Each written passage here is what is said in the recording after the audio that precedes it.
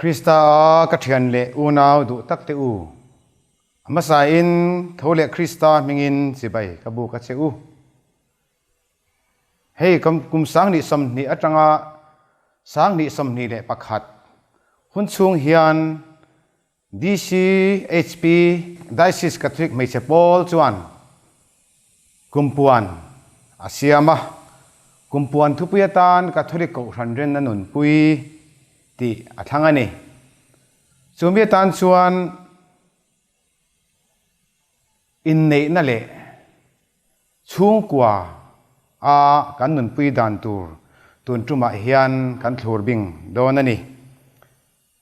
amasa in pathian thu longai thamasa ila Philippi bung khat chang som ni le pasari atang hian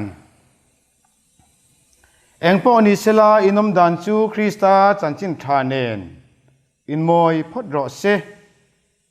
chuti chuan nangma ni karon kan cheu emo in nena om kher lo poa in chanchin kalongai chan emo in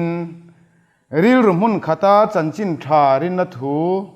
tranna beitlangin tharau mun khata nget takin inding ti ka he theyang tin do tu te chu eng ti konga ma lau lovin inom ti ka hrebokang chu an mani tan boral na tur an ni ti hria tirna fia tak ani nang ni tan ro chuan chan dam na tur in ni hriat na fia tak ani zoke hei hi pathian ti ani Krista ring tur chau ni lovin ata na tur po in he du sakna hi phal takin ape chewani in dona kato in mu thin tuna po kato ksel ti in riat angkha nangma ania po in tok veta ani lalpa thu ani pathian nena lom thu chu amro se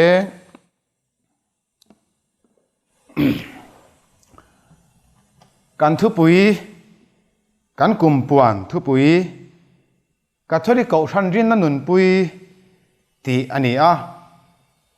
he tu kan seidon chuan thilmasa kan ngai to masak ngai a oma kan zirho masak tur chu enge Catholic Kohhran rin na chu kan nunpui tur Catholic Kohhran rin na chu enge ni ti hi ani asaw khop maya asaw ema wangin voina salmon pakhata hanze zo senrual ani lova chumia wang chuan azim thei angin atlang pui kan tarlang chau donani kan rin na hi thukam ni khat lek pa pathian thileng kim thei lele wan siam tu karing ti ringot po hi zirtham fe nileng zirtham abuwa cha tak taka shil fian te om ani awangin atlang puin kan setak angkhan kan zir ho hri donani Catholic Kohhran rin na chu enge ni kan ti chuan Catholic Kohhran chuan arin na chu tiang hian alotar langa edi zathum som ni le panga naisia thurin kan ti naisia khom puya anlo nem nge tak te edi zathum samria ta Constantinople khom pui Constantinople Crete kan tia Constantina hun laya khom pui an ko chumi ina alonem ngele zelte chung thurin chu Catholic Kohhran rin na chu ani a thurin somle pania then ani a number chair tel lovin chung chu heng te hi an ni pa pathian thireng kim ri thei lele van siam tu chu karing thileng kim ri thei lele van siam tu chu karing tin va pamal kanal pa Yesu Krista tharau thiang nim pai tira nula himmar shin pontia pilata noya tuaring kantan khen beina oma athia an phuma mithi khuwa ajuk suka tharau thiang nim tir ti theina mithi jinga ta thole a wana alon cho tharau thiang limte Catholic Kohhran thiang limte mithiang lim inzom na te mithiang lim inzom na te suangai dam na te taksa thole na te chung te chukan ring ani khom pui po Catholic Kohhran rin na chu chung mai chu ni a amaro chu azau ema thumal tin te zong zong a kha shilfia sen rualo khopin athukin arila shilfia ngai ani bok ani pa pathian thileng kim ni theile le van siam tu kan rin awang chuan kan rin na puan chua nan ti tura min ti le ti tura puan chua rin tura puan chua chu kan ringa chung ta chu kan puan chua ta chu chung eng tenge ni kan ti chuan Kohhran chuan sacrament ti in min shilfia sak ani sacrament ta chu pasari bung saria mun saria pasaria thena ni a chung zinga sacrament zinga ro pui ber lal isu krista taksa le thi sen ruaya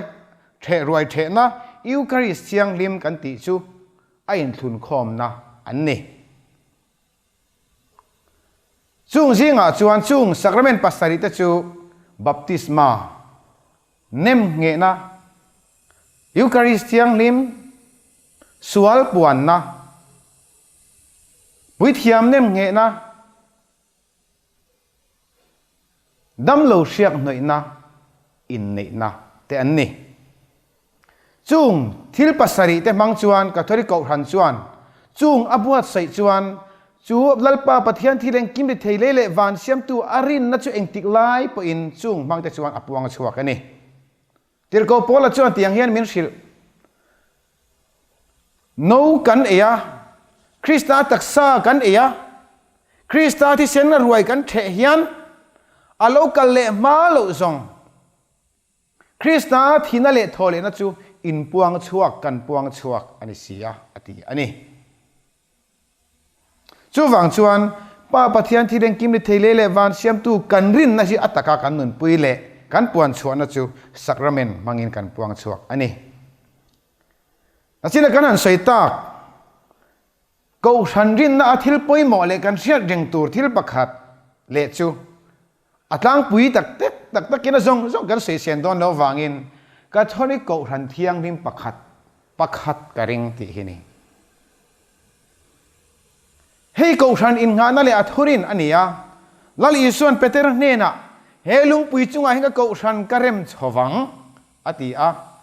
ke ya ka Kohhran mo ka Kohhran te ati lawa ka Kohhran karem chowang ati ani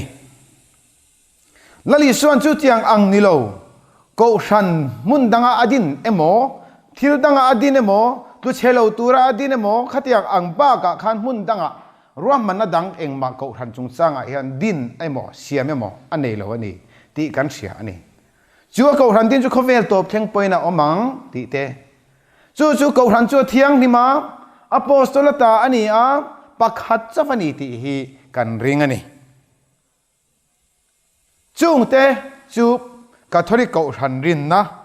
kan puan chua thei te chu ani Catholic Kohhran rin na chuan thil pakhat kan charon le tul ne ka hriat azong zong kan se man lo ve kan ti kha apoi mo zuala chuan confession sual puan na ani chanchin tha johana bungsom ni kan chiar chuan sual ngai dam theina thune na apostol te ne na athole nuwa apeya tunla ya hei upar te kan ordaina thune na kan hin lan chonga phim khurle ti tak set uluk tak mai kan han ti ve ni luchunga te mal kan hin soma kutte kan han ngata kan trong trai na ni lali su khan he thune na lan chon tur a ordain tur te an uluk khopa asia khan siar taila ti chuan an ne na lo kala in ne na thamuan na omro se atiani pa in ke mitir angin katir cheu hi tharau thiang lim nei ra u tiani uluk takani ne adon le achun an ne na athok kum an chunga chuan chumi te chu apostol somne pani te a orden tu te athok khumani pathian thok khum tir ngot po hi zir thamani kan sei man lawang adot le achuan engtin nge seita tu sual po in ngai dam chu ka ngai dam in ngai dam lo chu ka ngai dam lo ti ani in phuar chu vana po phuar in phuar lo chu vana po phuar lo phel ani ati ani chung nal isu Christian rin tura apuan chuak mang chuan Catholic Kohhran chuan pa pathian thireng kim be thei lele van siam tu chu karing lele van ne thileng kim mu theile mu theilo siam tu chu karing ti hi alo puang chuak le ta ani dot le a chuan ro pui ber na china kanan sei ta kha Eucharist thiang nim mangin lalpa taksa din sen ruai the mangin Kohhran chuan arin na chu apuang chuak thin ani tu po kati sa ea kati sen a in lo chuan ama in nang ma ni in nun na in nei lo atia kati sa ea kati sen hi a ina piang chuan chatuana nun na nei to nikin ni ani chu ka kai thawang ti in chan chin tha so hana sia kha chu min thirani chumi ni wang chuan Kohhran chuan pa pathian thireng kim bi thei lele wan siam tu arin na chu chu ta chuan a puang ani chumi ni wang chuan Kohhran rin na chu azawa Kohhran rin na chu zau tak thuk tak mi singina asia thiam pia ba ka mi sing chia re ria na in aphak ba pathian in rin tura ruat si mangin Catholic Kohhran chuan pathian thu chu apom tlata pathian rin na chu athupom na a omani ti dal isu Krista ngein min shir ani ole kan hun arei lutuk lo nan eng tiang in nge chu kan rin na chu kan nun puyang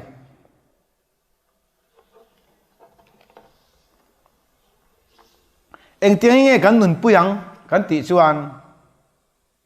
nun pui han ti ngot po hi han thil fial dok tai la nun ne na in thun zom kan rin pathian na le a thu manga aring tu an in thun zom tlat na eng tik lai po an in thun zom tlat na nun ne na in thun zom ril ru le ngai tua ani na taka chuan mishing nuk itiang mishing nuk ne na in thun zom tlat kan siat na kan du than na zong tele ama pathian in thun zom tlat na hi nun pui na chu ani ani na taka chuan nun pui kan ti hian anun pui masa te mi sang masa mi huai sen masa Christian masa ho te kal kong le an jin kong an chan chin te kan ngai tha soi tur tam ta kom kan soi seng lawang mi thiang lim tam tak kal ta ten om kan lai na sei angin mi thiang lim kal na kong lui kha so in kan ma lal pa na shuai zer ti ang hin mi thiang lim te chan chin kan chiar chuan le kan soi tur tam ta ka om an huai sen ziate chung ang an mani nun lui le an chan chin kan chiar le kan sia ta tanga kan sui chuan ring rol hini ka sir fia thiam dei dan ber chu ama pathian kan rin ne na kan in lai chin na chuan acha hau lo nan in kara om lo nan dai dang tu a om lo nan kan nun tha pa thi na po ring rol ngam hi ani chumi a chuan rin na chuan mirin om tak fak lo te an lo om to agan Bible ngei po in Abraham rin na te lo faka zopate san thua te kan hu ani azong kan sei seng long mi thiang lim tam chan chin tam tak sei tura om kan siat lar Mizoram po in mi pui po na kan siat lar a lar lu tuk lo chan chin sei ai chuan kan siat lar sei tai la hei Mother Teresa te po kan sia a Mizoram a po a Catholic dilem lo po in kan ngai sang em ani nima sila ama nun azong apdal pa pathian anun pathian ne na anun ain lan na chu pathian in a choi moya khoveri na ngai sanga mitam tak mir thei fasha damlo ten azar anzo ani chu wang chon pathian thu pathian kan rin pathian le keimani nun in thun zom na chuan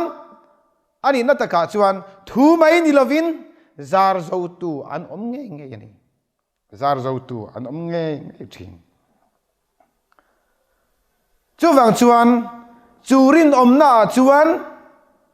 han sor zim don taila ko shanarin ti hi Catholic mi de tan Catholic ko shanrin na wan tu mek tu de tan voina hian ngai tha tu tam tak ni lo tam tak te point ti kan sherwalin voina hian hain fui thar kan du ni a chan chu he kumpuan mang tu hi DCHP ani awangin DCHP Kohhran mei chia te han fui thar kan du bok tel bok ani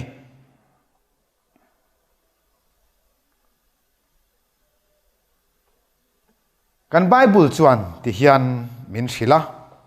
Hebrai bung som sang som ni le paruk kan chiar chuan thu tak hriat na fam kim chu kan chan nuwa thil kan ti sual lui si chuan sual te ta na in thoi na a om to hau lovanga ro rel na hlau om tak lo thleng tur le do dal tu te kang ral tur thin ur na mei kan mabak ani mai ti ani min sirani ole Catholic ko shan ni lo chu chan da man ni don lovem mo kan ti lo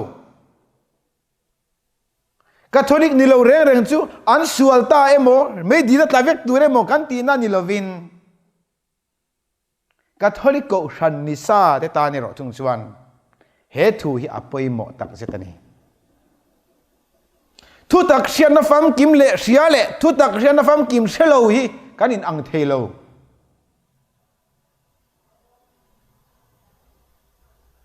mi in asiat lo na pui chu I thiam ngai turani emo I thang ngai tu ni kan tingot thelo pathian pona tingot thebik loving karing mina nei lo pui ne na angani challenge emo angani phu te mo kan nei thelo chu tiang ang bokin Catholic ko han rin na wan tu to tan chuan hey in nei na chung changa kan han lut lokanga Catholic ko han chuan rin taka Catholic ko han chua san lo turin adu ani chutia ang tur po chuan azir tira hei ko han danga te po hian an nei ve tho thina moi lo kapa pastor ni sia mom kapa pastor ni sia kapa ko han upa ni sia ti te pon nga za zel tam takan nei thin ani amaro chu moi lo ngai tu na satlia mai ni leve lo he thu hi kan Bible in na tu na kan soita khan min khil chiang tat ani na taka chuan Krista taksa le thi sen in thoi na om ve to lo na muna mi in khami rin na nei to sia chuan khoya nge dam na tur dang amana yang sual puan na mun nga sual ngai dam theina om na Catholic ko sana kan ti tol te ang sual ngai dam theina om na mun Christian chu thu nei na alo da na mun Catholic ko san chua sana tlangwal mel tha emo hau sak na emo aba khan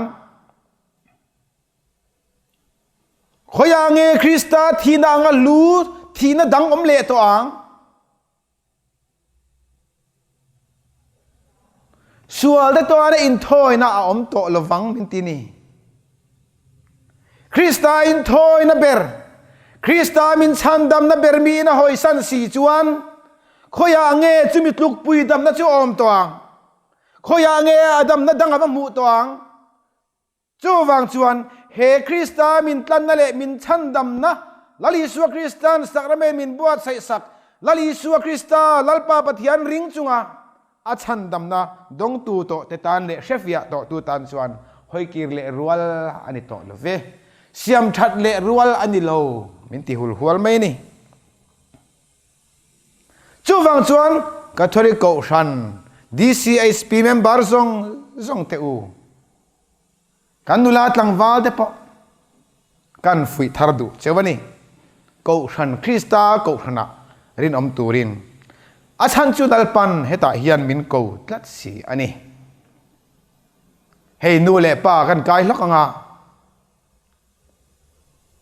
nu le pa ten khai hey kan me kan nula me thatak mai le Kohhran in mang em CHP in mang ve em mai chuan min phat san ngai don tat mai tia tu te mo tlangwal hausa le mer tha amangai aton fu si chuan enga mo zong taka chuan Kohhran ruai tu te kan na nu le pa te kan tlai khon nuwa kan na ani na taka chuan amaro chu pheng phekhuwa kan tlai zo thin chu wang chuan Catholic Kohhran member zong te Kohhran arin am turin le kha Kohhran zirti na kha mani fa te lal Isu Kristan lal pa pathiani nang tingeti athupek te zirtir turle athupek te larun thak tak tura zirtir dan kha nge ni kha mut lai te konga kal lai te chung anga zirtir tur chu kan ni lain zirtir mia lovin ichuak tur ni lo hanti tlai khonu vengot te hi chu ke mani zo kan zir lo wangin thiam lo na chen zo kan nei theye adot le a chuan ikal zor te ang sex lakarin omna chungchang a hian kan kai lok du'a ba pathian chuan Israel fa te kha ton tu thung li huna chan chin kan chiar chuan hele dam chung la ka shem don che ka ti kang don ka ti re thei don che sala ka shwai don chu ka ti lum don tia a soi na reng chu sual lian tak pathian ngeng chun kan ti thina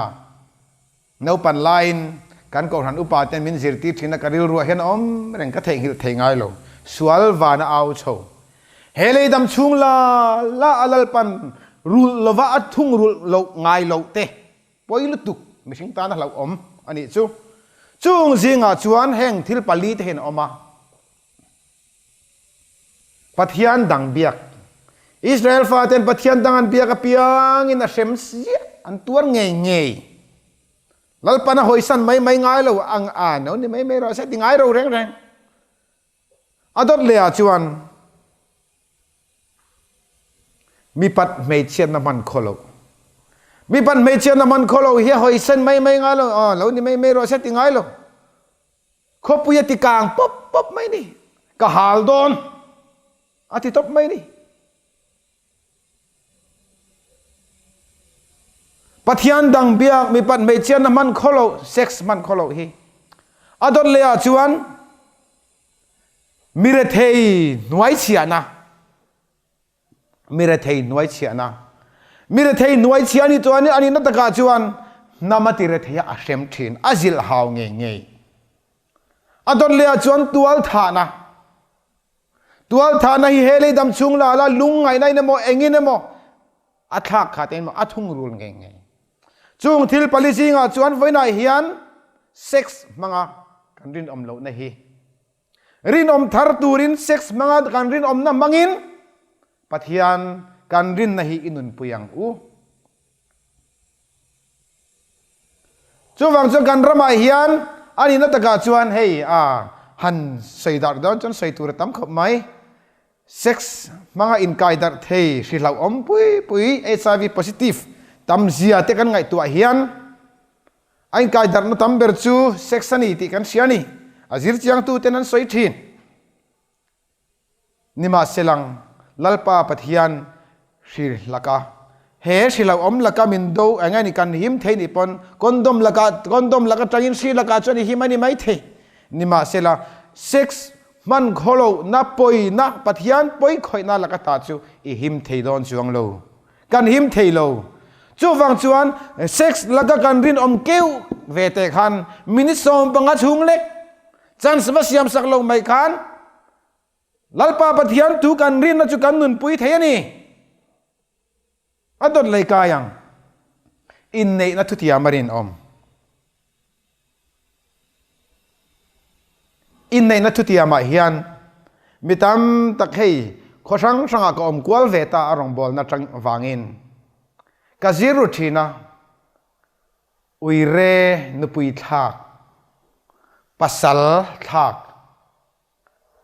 มีป่าง่ายซองมีนูเล่าไรมีนูปากการเล่าตะเจ็บมาลากันปีปัวเตียชวนเจกินเดงสกีนเสอันติชินนี่มาเสร็จดูไล่สกีเละเจกฮิจูละอมนาอินสกีฮิจูอมตัวมังเลวันนี้กันได้ปุระปอรำหน่วยปอกันหมุดดูกันชะโตสีเราหน้าจวนมินตอมอิมสนะปัทยานจีนัชูอาลาตันยามตา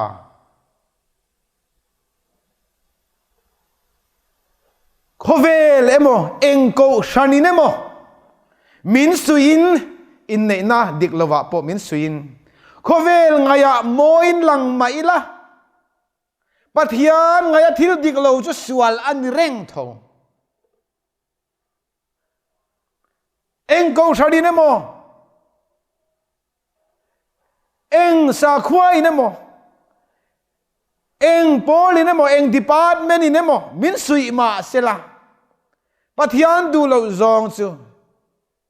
เชมมุนกัลกงอันนี้ทูจูวังจวนมิสิงไงมอยจนไอนลัลปางไงมอยจงตูริน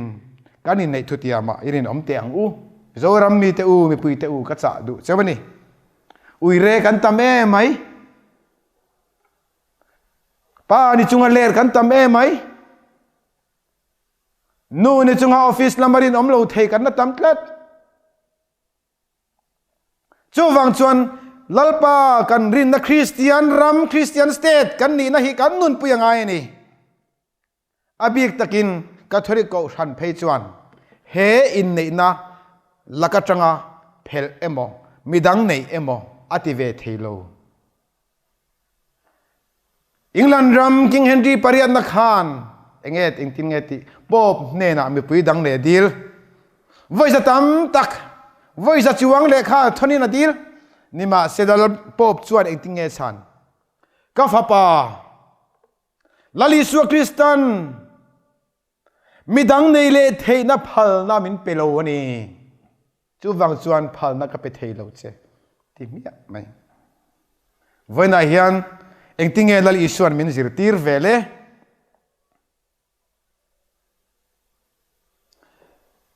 มาร์กาบุงสมจางสมปะกัตจังสมปนิกันเสียร์จวนตีนันนี่จวนอันเนนตูปอยอันนุปุยมาอามิดังในจวนอันมิดังในยาเปียงจวนอันนุปุยจวนอุยเรสันนี่อันนี้พอจวนภาษาละเทนามิดังในจวนอาอุยเรนี่บอกกูน่าดูตักเตอูอินเทียมโลนั่นเองมีอะโลก็ชันดานะอินสุยเลเทตัมตักเฮทัวเฮียนกันออกมาลัลปาปะเทียนทูบานพารวดทังมคริสเตียนรำกันนี่พอฮีกันอินเอ็นเลตอวหันหุ่นตัวเอ็มกัทอลิกก็ชัดินอารมติโลจูฟังชวนกันนุลาตลังวาลกัทอลิกก็หันเมมบาร์นูเลป้าอภิกตะกินกันนี่ชวนเฮีวานกัลกงนิลวินเชมมุนกงอันนี้ที่อิเชนันมอลเตียงปะเทียนมัลสมนะกันดอนนตูร์มินดัลเทตูอันนี้ตะเวียงอดอดเลยชวนการนี้ในทุติยมาขานกันรินอมตูรันนี่ที่อาขานกันทั่วเละดูประคัตช่วยนี่เองติงเงกันตีอินในดันทุติยามซิงอาขานดำชุงจุดยังขัดยังจุดทุชันนิตาเสอุยเรเลมีบังบิดังกบจุงจังกันสวยตัววิทยามินที่ยังเฮียนมินจอดมาสานีอินฟ้าแต่จูคริสตาเลอโกชันซิรตีร์นันนัวยที่เซเลนอินตุมังเอ็มอินกุศิตุเต็นโอกันตุมังนูเลปาเทอูหันินเอ็นเลเตียงจุดyang tur chuan ma kan la rengem kan nu na chuan chu kan thutiam le pathian kan rin na amala ma kan hoi ve na tur kan chung kwa le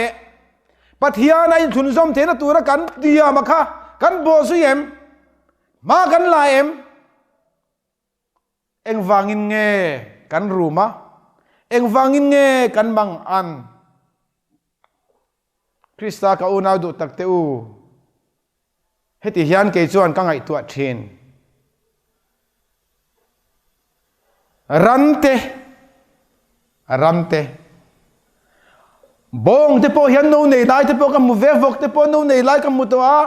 อาบิกตะกินกันรำนวยกันสับปะขัดเพจูมว่ามีมกันที่ยาอัตุยาอักลสันได้อันโนเตนัด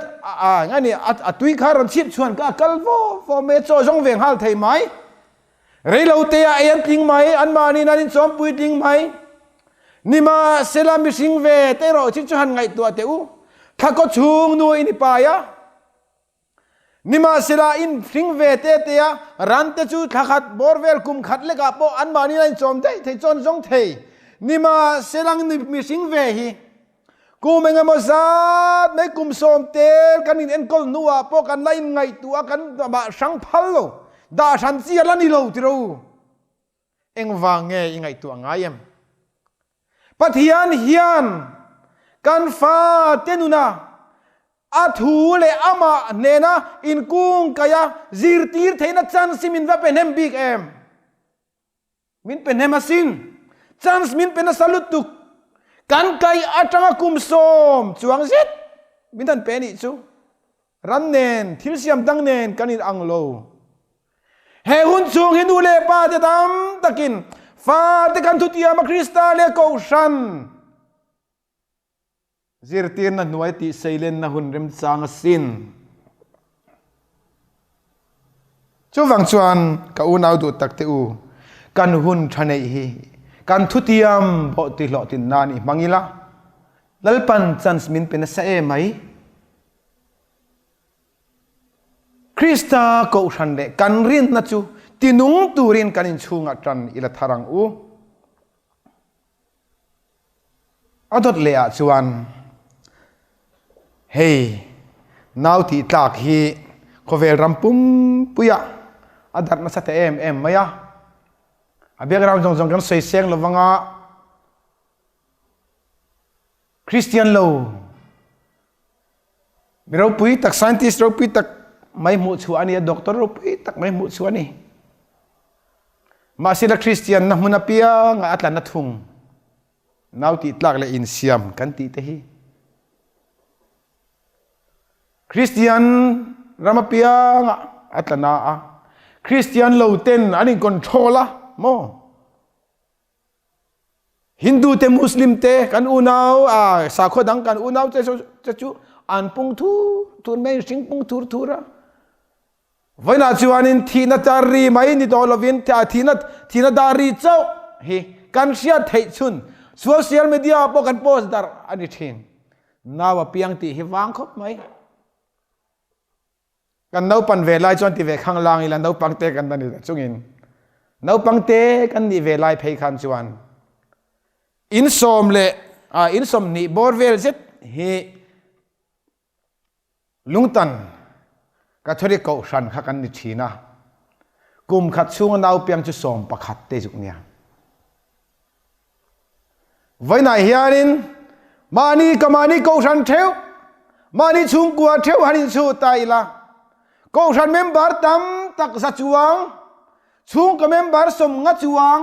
จัดจวงอาเทียนน้าเพียงเอ็นสังเงอมเวเลอินเซียมเละน้าติดตากฟันเอเทลวัตุระอินดันนั่นเองก็ชันินอารมติโลกัทริโกชันเทียงนิมปขัดกริงเตียจูโกชันรินนาอโปสโตลทุรินาชัมจัวสีขานชัมจัวสีขาน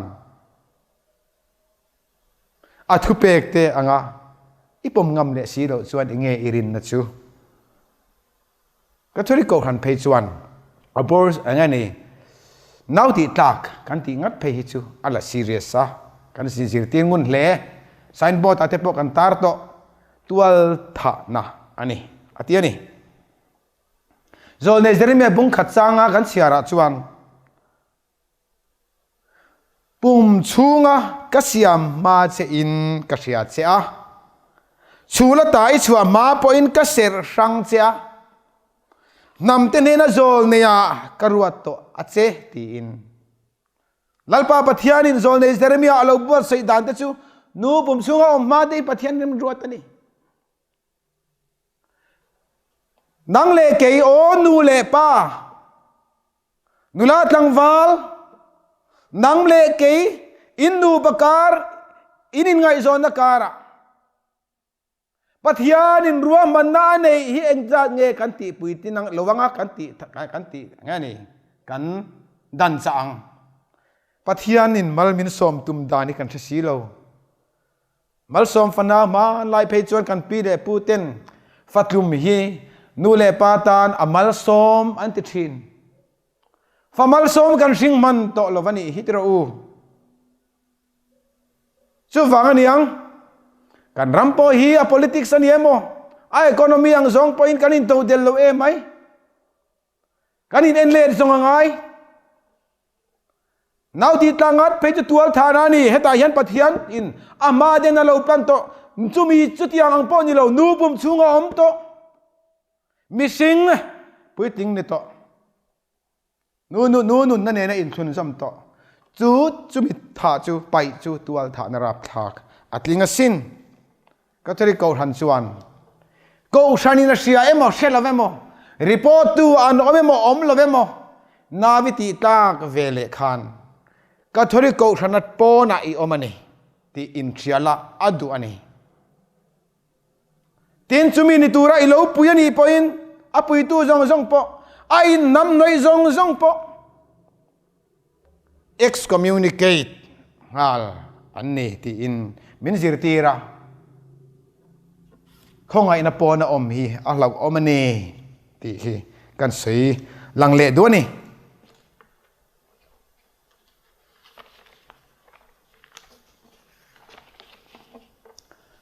adot le a chuan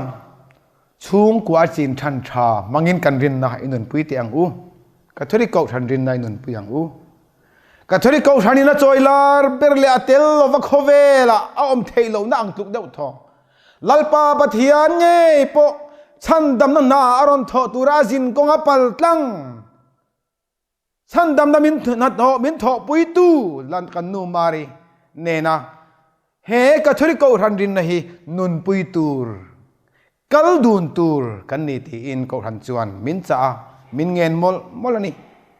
chung kwa chin than tha habit tha trong trai thin tha hun cha in siam hun thiang lim in siam eng tin nge tu fingin min shil kha nau pang chu akal na om konga zirtir ula kai shuai ula au pat hun poina tha lo wangati nu le pa pon chin chan thai kan mamo nau pang hian nan mamo le zuala sin chu wang chuan chin chan tha mangin kan nun kan Kohhran nun kan Kohhran rin na nun puyang u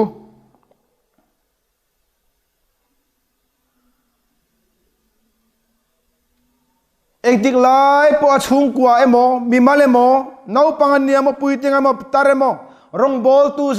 zong khengin kan khovel nuna hian khen ma tok reng kan nia lali su Krista chuan khem na chuan in tluk lu lo nan in ring rengin trong trai ro wati ani chu wang chuan in ring renga trong trai a khem na chuan ne tu zok pathian fa pa ma ading tla ka ruat kan ni theinan trong trai in pathian ral thuam ila ang u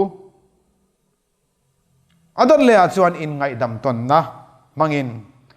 in ngai dam ton na hi pathian nun le azeril azepui ani a chumi chu ke ma ni anun chua kan nun chua pui ve chuan kan rin pathian chu kan nuna ain thun zobanga ti chuan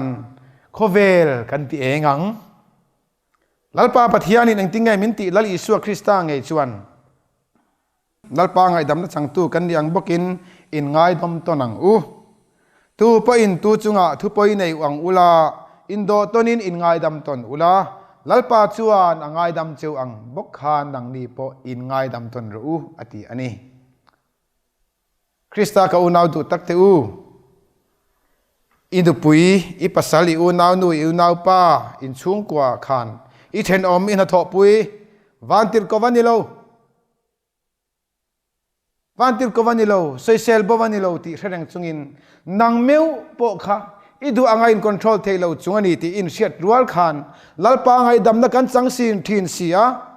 chumi chu sem chuak ve in kan bulami te in ngai dam ton thinang u hei hi chung ko dam na nia angai dam tu hi adam chiang bi kani kan ti du kherani adon le a chuan pathian lama tran tlat na ekdi kong po in har san na kan tok thei tir ko polan kan tor na min trom pui ve ni hi atiani kha diro u kan tor na min trom pui ve Kristia kan lo than ta ka tang khan kan tor na min trom pui ve in tor hi phalani atiani pathian rem ro tan atiani chungang kara po chuan engtin nge kan bible in min thil kha lalpa chunga lom tlat na hi kan chak na ni sia tiani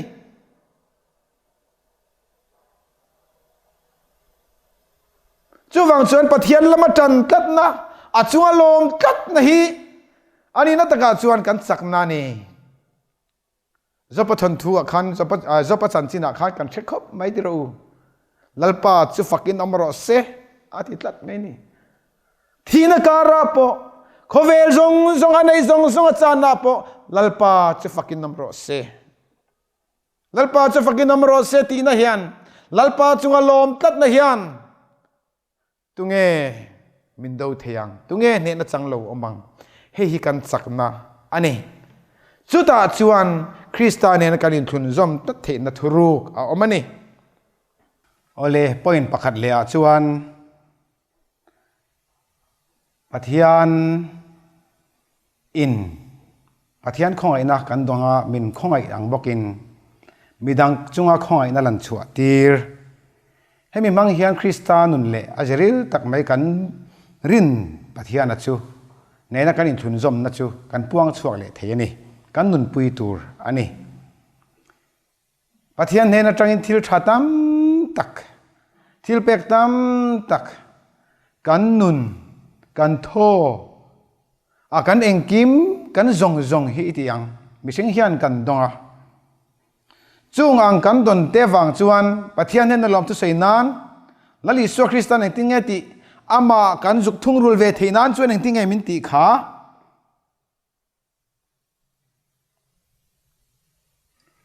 mathai bung som ni panga chang som li kan chiar chuan heng ka u nau te ber te zinga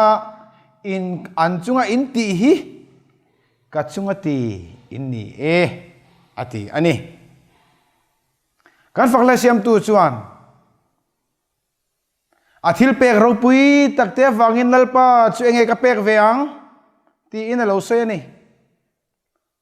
lalpa thil kan pek let ve thena thun om chun chu amami te chunga thil pek le mi dang chunga khoi na kan lan chon hi ani chuta chuan keima ni kan rin na chu alo nunganga mi in keima ni Krista mel an mu theyang chuwang chuan lali su Kristan mi khongai thei tak te chu an chana tha e an mal som an ni e khongai an na hlo don si a ati ani pathian hian vana tangin o kami te khu kawan khongai em ve o ti in kan rin pathian Kohhran rin pathian hian asuang tu ana mele theory in min khongai lova anei luber afapa nal nei chun min pe ani chu khongai thil thon pe kan dam na ni bok chu lalpa pathiani min pe ka wangin ama chunga lom na thinlung nei tu te tan chuan lalpa enge ka pek ret ve ang che lalpa chuan kami te be ber chunga te khuan thil tha juk ti ro midang khongai na thinlung nei la thil pek mangin rong bor ro sumle pai nei nga tun tu na sem chua tu nei tam shanani lo pathian lakatang chuan khongai na thin lunga kan nei chun sem chua hi ani thil tha du sak na hi ani thale ram rawa lalpa min khonga isia chu hetiang hianu te khinila thale ram rawa mi in tu hang da tu hal dang chari na oma thiana kabahan khonga em cheve o ti in tu a ka tu pai chu phor chuak sira kal ka nila chu khonga ina chuan kan khonga ya chuan kan khonga ya chu chandam ani emo kan san chuak thei don em ni nilove kan tui pai chun ang te pe in kha in ro khai tia kan in tir hian kan chan chuak ani ang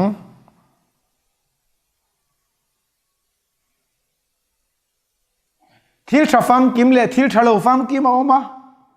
chu nge ni kan ti chuan sual po hian in ta ka chuan sual fam kim om fel lo na zong thil fel lo zong ngai tuan thalo te suang tuan a thalo te po suala ani rek mai nima sela sual pui tling ti in catholic ko han chu min zirtira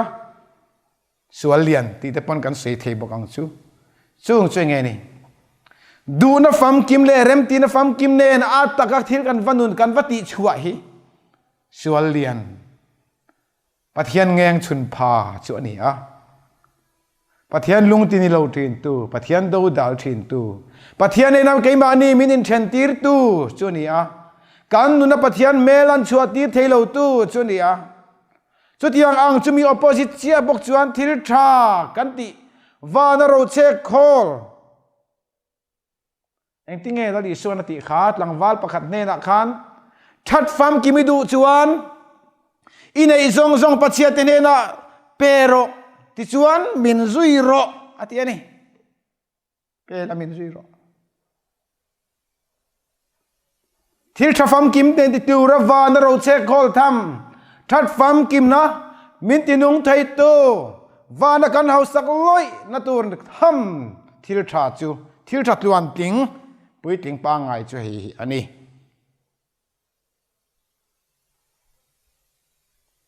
pakhat na tuar tu ape tu in chan ani chan nei lova thil kan la pek le khong aina kan lan ti hian om zia nei phalo van ro che khol na tling phalo atuar tu in ape tu in chanang pani na dong tu lok pui tu lom takalo dong song thei tu tur an omang apani de na chuan pathian lung ti oi na apathum na chuan pathian lung ti oi na pathian lung ti oyang chung thil pathum in fok khom chuan vana kan ro min che khol tir thina chuminun keimani hetilai kan lo nun khovela kan nun chua pui chuan van kan nun chu alo pung luai don ani adot le tan chuan kandalpa iswa Kristan nunpui tur rin tur minti hi ani na taka chuan Christian inti te hian phurit amokan ti thin ani na taka chuan zir zu in ngai lo mi tan chuan zu in su ti dan hian nok reng lo zu in su ti dan nok lo nima sila zu in thin zu in chang ngoi tu tan chuan chu dan da in lo tur dan chuan nok tat mai ni kan office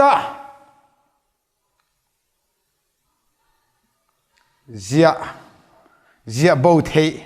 hlok na alo oma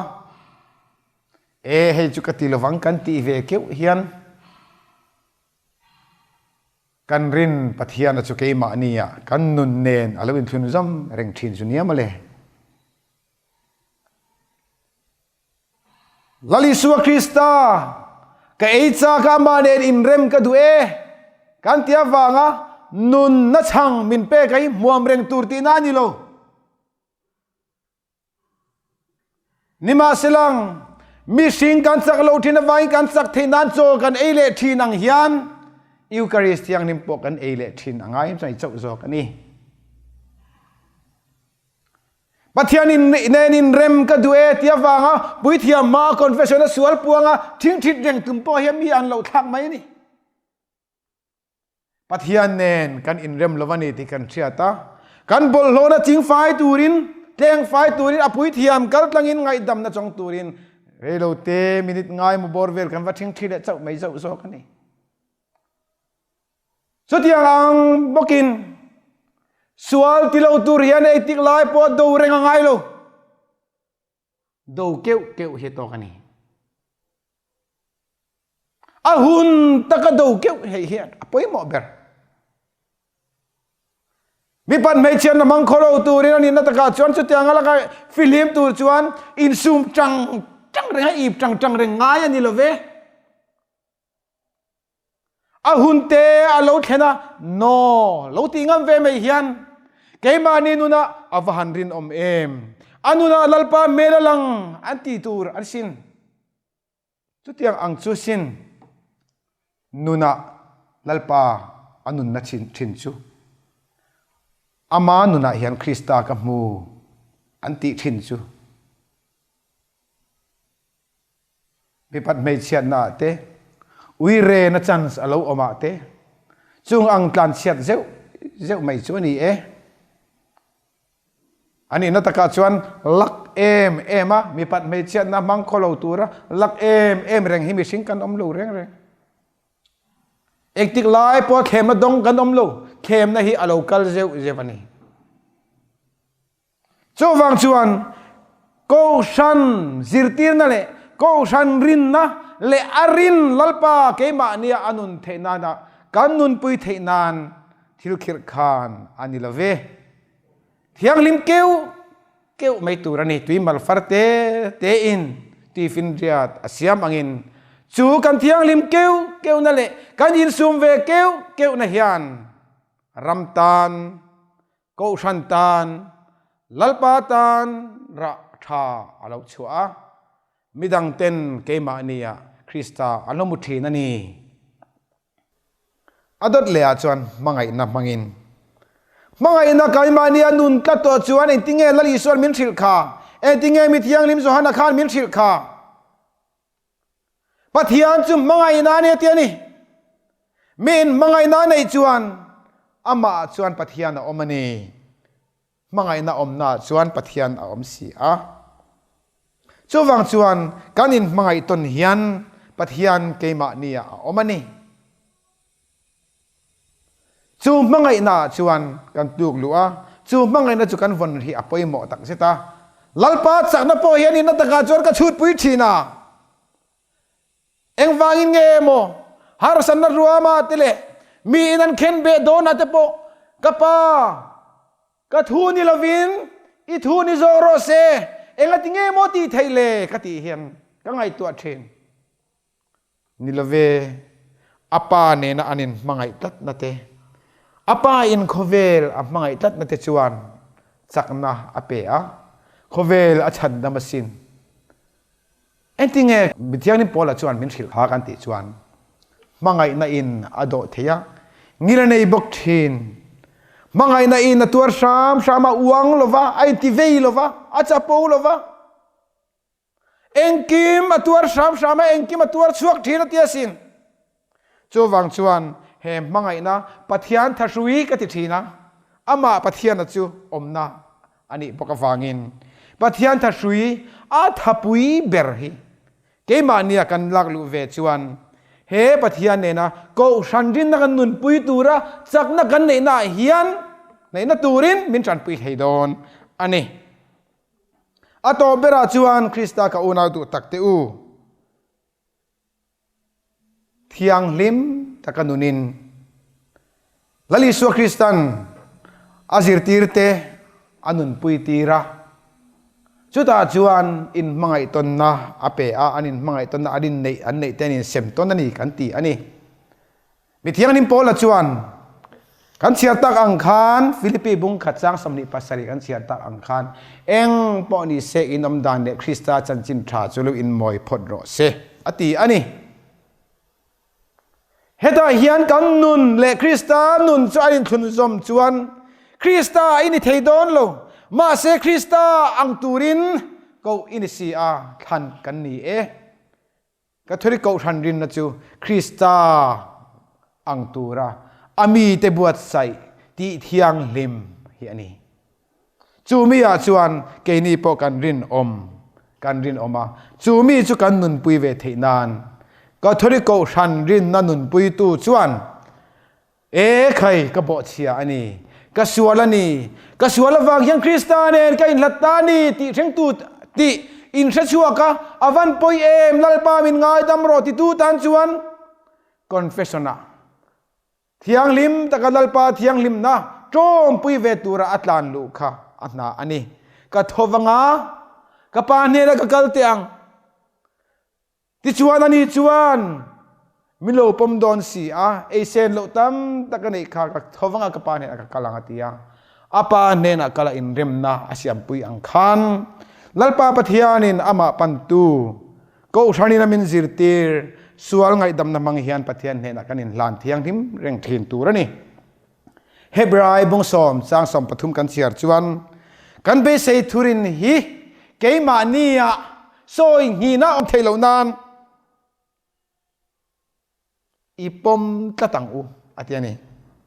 kan be sei thurin yang hin lo na turin ipom tlatang u eng wang mo adot tu thu chia hi apoi mo hian kan thakapa thu tiam tu chu arin om sia Krista ka unau tu takte u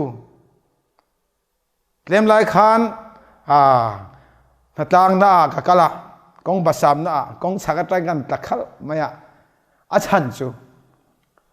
thing pakhathe dia dom tura kan inruwa man kha adom tlak ra rin tlak reng lo ni lo mo kan han ring chia kha ka tla thata kong ka tla tha ta roi mai ni chu ta garil ro lo om ma saber chu rin tlak lo rin hi chu avahan buai thak tak em ve o ti ni voina hian ka thori Kohhran rin nun pui ti kan thu pui mang kan mei nai mek lai hian ka thori Kohhranin kan nun pui tur rin na alo nei lalpa pathian thineng kim thei le van siam tu chu ka ring tia chu arin na lo puan chuana zong apostol so ne pani ten na lo puan chu ve kan rina kan nun dan tur thutiam tu hi min tiam tu hi arin omani chu wang chuan thutiam tu rin om ma wangin kan be sei thurin hi keima nia soi ngina om lo nan ipom tatang u lalpa kan ne na thuti min tiam tu chatuan nun na min tiam tu chu arin om si chu wangin ataksa ka thori Kohhran thiang lim pakhat Kohhran pakhat thiang lim apostolata Catholicos ni bok rin na nun pui turin zawain kasom acheu